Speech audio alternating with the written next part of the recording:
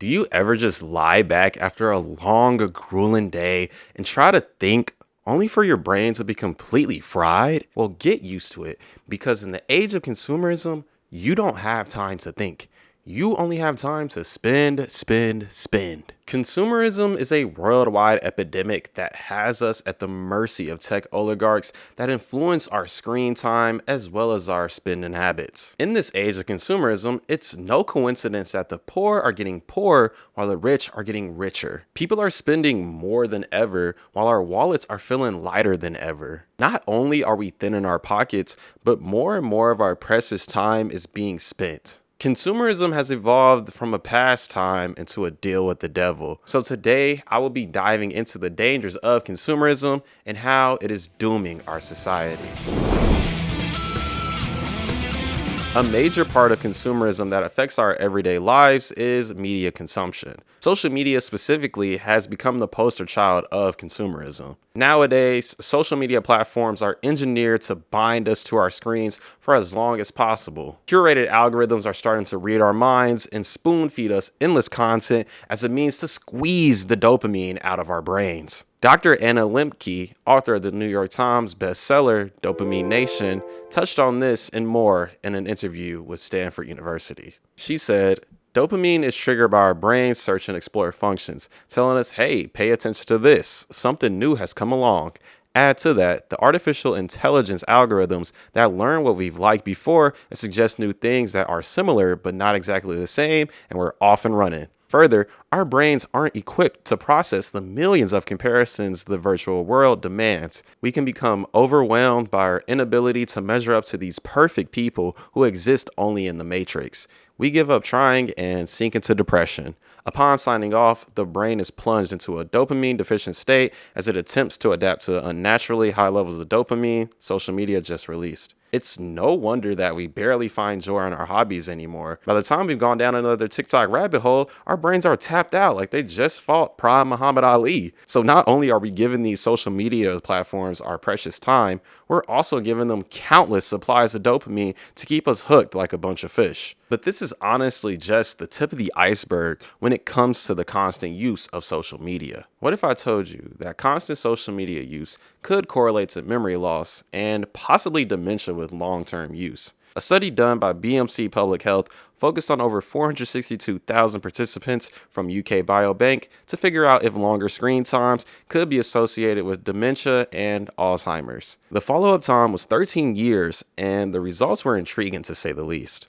I looked into the 133,000 participants who watched TV for 4 more hours a day, and out of this group, 2,941 participants came back with all-cause dementia, and 1,186 participants came back with Alzheimer's. While this is a tiny portion of all participants, it's only a sliver of the data presented. If you bring overall computer use into the equation, 5,229 additional participants came back with all-cause dementia, and 2,237 of them came back with Alzheimer's. When it comes to short-term data, things aren't looking much better. Digital dementia, a term coined by German neuroscientist and psychiatrist Manfred Spitzer, has been running rampant throughout the digital population. The term is based on changes in condition from overusing technology, and its symptoms include problems with short-term memory, easily losing or forgetting things, difficulty recalling words, and having trouble with multitasking. There are already studies showing that adults with excessive screen usage have lower gray matter volume,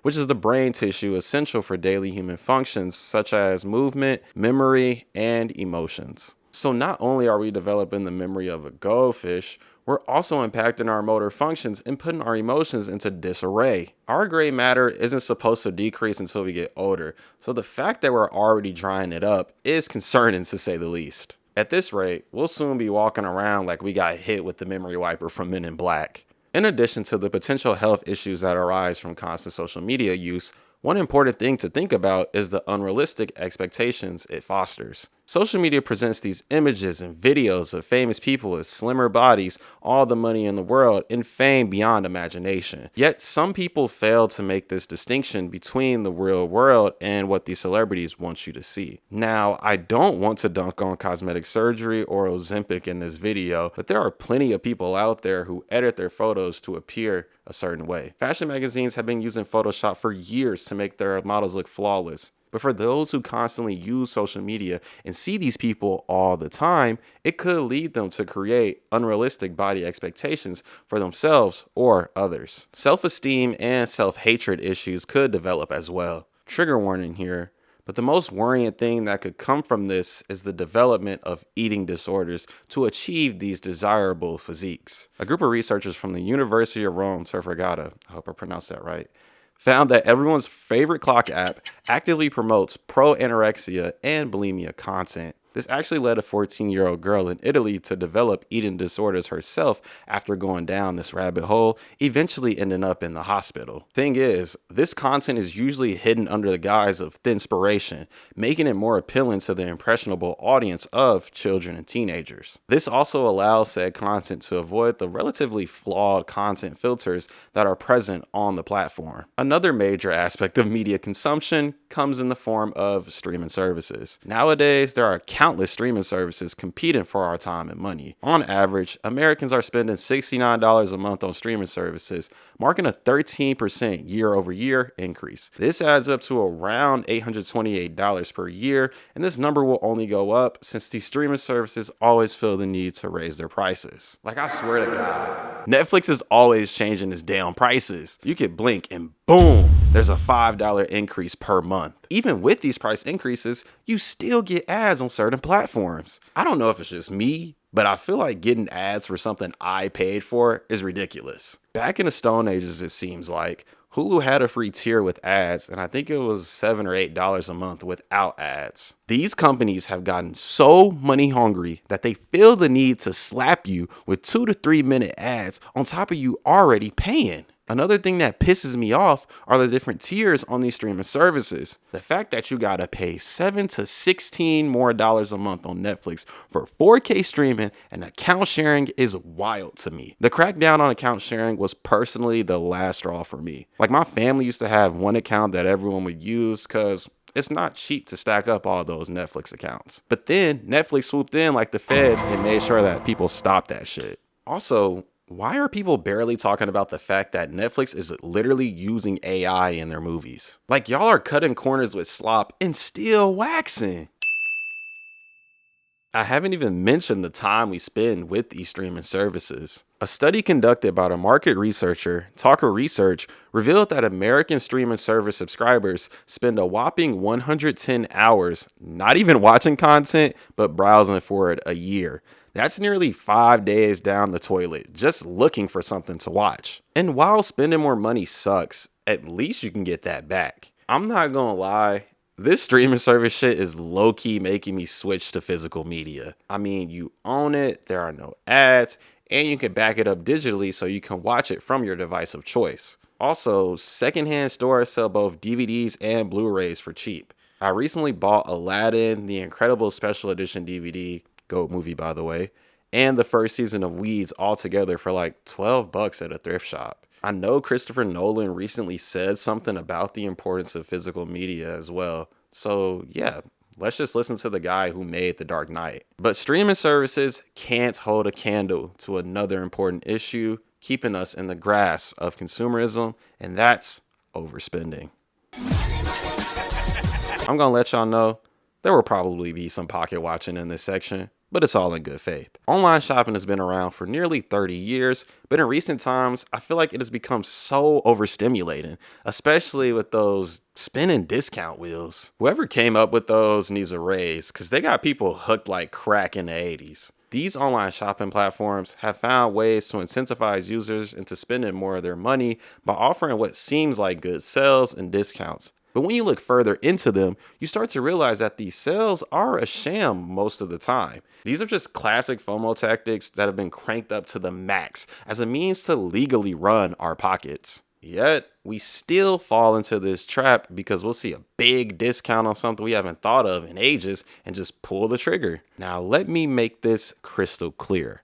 I have no issues with people buying stuff they actually need or have wanted for a while. My problem lies with those who just buy whatever they see without thinking. Impulse buying is honestly a product of capitalism, but there comes a time where you just got to put the credit card down. A major culprit that aids overspending is TikTok Shop. TikTok Shop opened in 2023, serving as a means for creators to promote and sell their own products. However, it has flooded the platform with unavoidable ads left and right, trying to get users to impulsively buy random things. To add insult to injury, a lot of these ads are disguised as regular videos or live streams from some of the biggest influencers on the platform. Those live streams low-key remind me of the QVC TV channel where they show off and sell random stuff. Anyways, TikTok wants to make money, of course.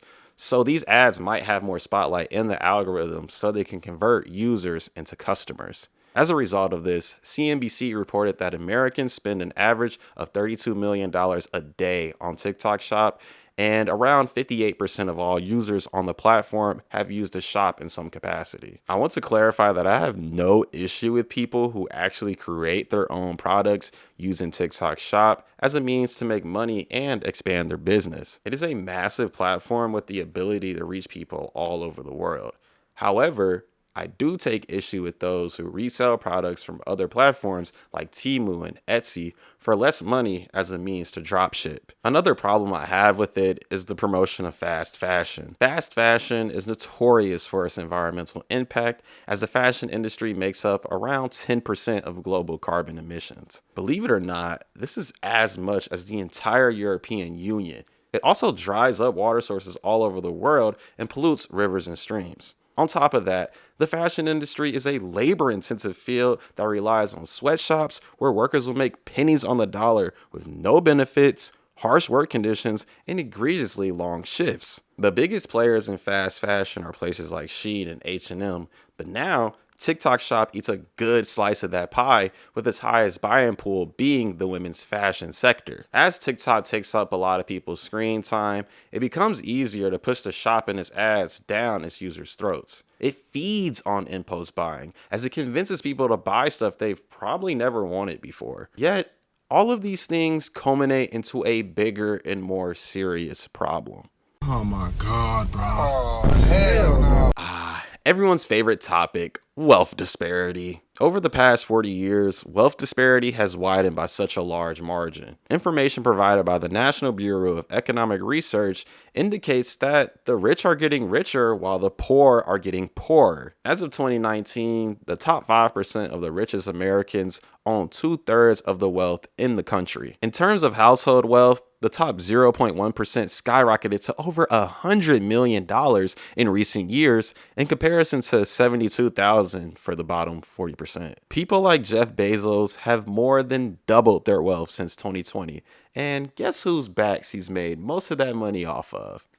Ding, ding, ding. Ours. So when we buy endless stuff that we don't need off Amazon, we're basically lining his pockets while we struggle to buy food and pay our bills. It doesn't help that Bezos is also a part of the billionaire cabal that's aided in the destruction of our democracy, but that's a topic for another day. Companies around the world are reporting record profits, which you think would lead to higher wages for their workers and more jobs, right? Right? Wrong. How about we lay off over 15,000 people and leave them struggling to figure out how they're going to take care of their families? But we can't forget to spend $80 billion on AI. At this point, we're going to have T-1000s roaming our streets, plotting their world domination. So I see y'all out there calling these robots clankers. Y'all better stop before it's too late. Additionally, there are executives at certain companies like Bungie who are buying expensive classic cars while people were literally being laid off. It's almost as if some of these companies don't have souls, so why do we feel the need to constantly give them boatloads of cash? They're just screwing both us and their workers over. It's just tiring and unfortunate to know that consumerism is mostly worsening our lives instead of making them better. But instead of leaving this video on a slightly depressing note, I want to briefly give you all a few tips as a means to forge a better path for consumption. Since I just talked about wealth disparity and shitty companies, the first tip is to companies that you know are supporting evil people and governments and that generally treat their workers like garbage. I will leave a link in the description to a resource that lists out plenty of companies to look out for. I know it's hard to companies you frequently buy from,